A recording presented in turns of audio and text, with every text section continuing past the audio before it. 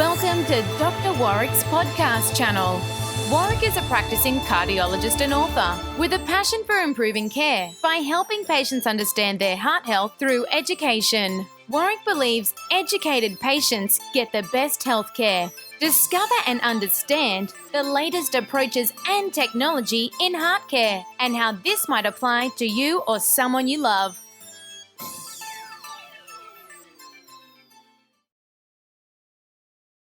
Hi, my name's Dr. Warrick Bishop, and I'd like to welcome you to my podcast and videocast station. And today I have with me Adrian Lea, who's in the fitness industry, supporting people to keep well and fit. Hi, Adrian. How are you? Warrick, great to be here. Thanks for the invitation. Look, it's nice to have someone local. Local being Melbourne. For us Hobartians, we are only a plane flight away. So how is it where you are? Mate, here in Melbourne today, it's a nice sunny day, a little bit windy. Just finished a workout and I'm pumped up to chat with you. What about yourself? Look at your background. It's pretty cold. It's pretty cold on a Tassie winter day here, but let's talk about keeping fit and keeping well. It's an industry that we're both in. I'm obviously in it trying to help people with the precision around cardiovascular risk. But how did you get into the health and fitness industry, Adrian? Great question, Warrick. So I live in Melbourne, Australia, but I grew up in a country town called Shepparton, which is 2 hours away from Melbourne. Mum and dad were both very physically active. And from an early age, that is where I sort of started to, play sports, cricket, football, soccer, get into boxing, martial arts, and all that good stuff when you're younger. And that evolved over time, Warrick, because I think when I was about 17 years old, I was a fat, overweight kid. And even though I was active, the foods that I was eating was actually, from now that I look at it, were actually contributing to, brain fog and feelings of feeling dumb, to be honest. And so I started to, look more into nutrition and training and those types of things. And but more importantly, my mindset around nutrition and what was really holding me back. So I started early days. When I was 18, I got my Cert 3 in fitness and then personal training, and then I started to dabble in that industry. And that has been ongoing for the last 15 years because my parents, they had a building business, so I was kind of personal training and working with that as well. So that's how it evolved. So if you've been in the industry for 15 odd years and started around 17 or 18, you're obviously towards the end of your 20s, early 30s or thereabouts. Yep. And presumably over that decade or more, have you seen a change in the landscape of the information we're sharing with people and really what we're advising on a regular basis? Spot on. So when we look at the landscape now, I feel as though we're just getting busier and busier. We're getting, more information every day. And a lot of it can actually be confusing and conflicting because it doesn't align with people's lifestyle factors. So, everywhere people are staying up later, maybe they're, consuming more TV or Netflix or whatever it is, information in general, and we're being less active. And then certainly one of the things that I've noticed is the ability for social media as well as the popular press to share snippets of information or present pockets of logic, which I think can create confusion, banners that sort of say blueberries are good for you. And suddenly people think, well, if they eat blueberries, they won't have a heart attack. And then I see them afterwards, they've had a heart attack and they say, but doc, I thought blueberries were good for you. Well, I'm exaggerating, but it's those little misplaced, poorly balanced snippets of information which drive me nuts. And I guess you must suffer the same frustration at times. Spot on, Warrick. And I think too, if You know, you might look back at your journey as well. I look back at mine and think about the conditioning from society over the years and how that can really hold people back from, you know, working out, you know, why they're where they're at in life with their body and health. And as we discussed prior to this podcast, we were talking about priorities. And it comes down to everyone has the time. It's just a priority. Indeed. That's all it is. Make it a priority, and then, you know, the information will come to you because you'll go out looking for the right advice and connect with people like yourself.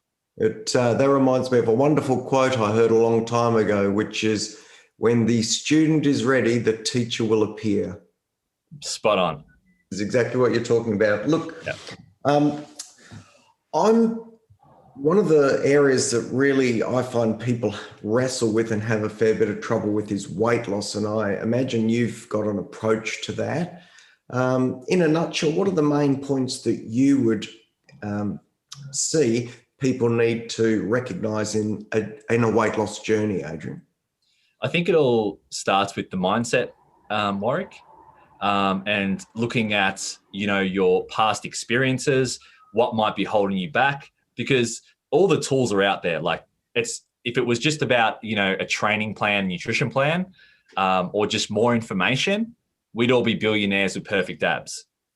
And, you know, with the abundance of information now, you know, mindset and, you know, going deep within yourself and uncovering what's really held you back in the past.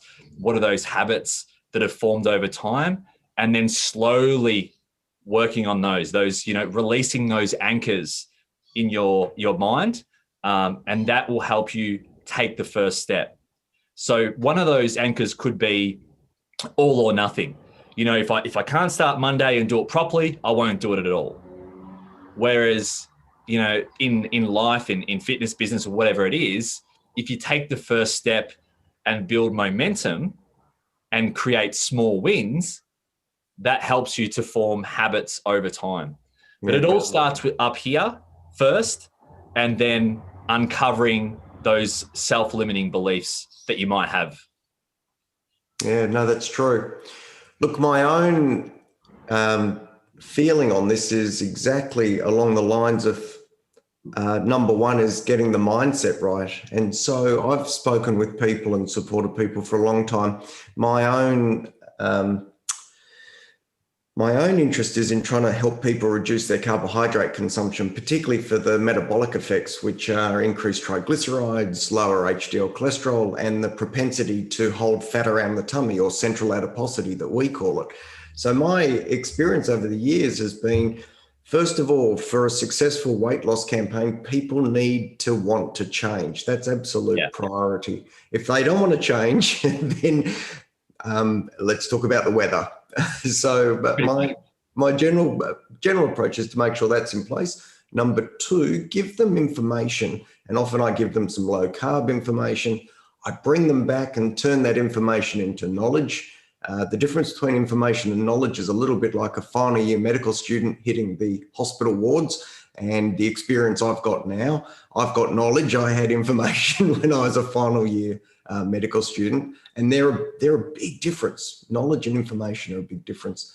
Then I keep people accountable, so help them maintain their goals, and then I give them emotional support, a bit like a coach, and I imagine you do that, because when people fail, they don't need to be punished. They need to be encouraged, supported, because often it's other priorities in their life that have knocked them around, and if people succeed, you need to really recognize their efforts. And I bet you do exactly the same. Spot on.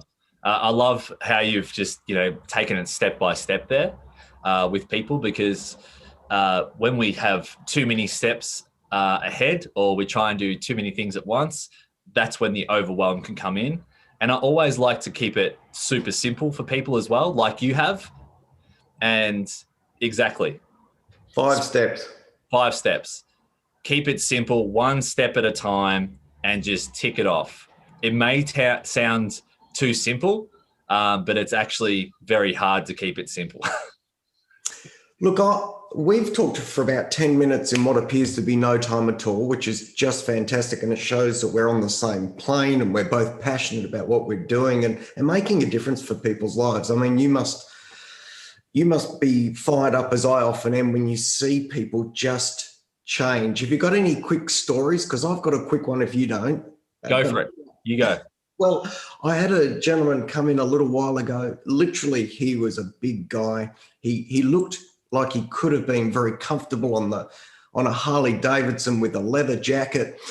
He had a face that would have not been out of place in a bikey pub, and he was well overweight. And when I spoke with him, I thought, this is a guy who might just turn around and tell me to, well, go for a hike. Yeah. Well, this fella who looked for all the world like a heart attack about to happen took on board what I said. He came back about 9 months later. He had dropped over 25 kilograms. Over 25 kilograms. He walked in and his face was glowing. He had a sparkle in his eyes. He was smiling. It was extraordinary. He said to me, Doc, he says, I'm really grateful for what you've done. He says, I get up in the morning, I go to the gym. He says, in the afternoon, if the weather's good, I grab the missus, I say, let's go for a walk. He says, Doc, even the sex is back. Well, this is a great story. And as I was letting him, showing him out the door, when we'd finished our consultation, he says, Doc, I just want to let you know you make me a bit funny. And I said, I'm sorry, sir, what do you mean funny? He says, just a little bit emotional, Doc. I can't thank you enough. I was so moved by that. Yeah. You basically saved his life, Warrick. I bought him quality of life. Yeah. Quality of life. But it only happened because he was ready to change and took on the information. Yeah. It's a great story. Mate, gold. I'm going to wrap up. Forgive me for indulging at the end of my own podcast. Of course. It's a great story, man. But I'm going to invite you to think of a story, and I'm going to wrap this one up. I'd love to come back to you and talk about weights, move from weight loss to actually weight, strength, mobility and strength. And if you've got another opportunity, I'd love to engage and speak with you about that. Would that be okay? Sounds good, Warrick. Well, I'm going to let you say goodbye to my podcast listeners. Thank you, Adrian. Thank you so much. Really appreciate the chat. And time flies when you're having fun, doesn't it? Absolutely. Look, for those listening, thank you so much for taking the time to tune in. I think this space about making choices and priorities is incredibly important. Until we prioritize our own health, it doesn't happen.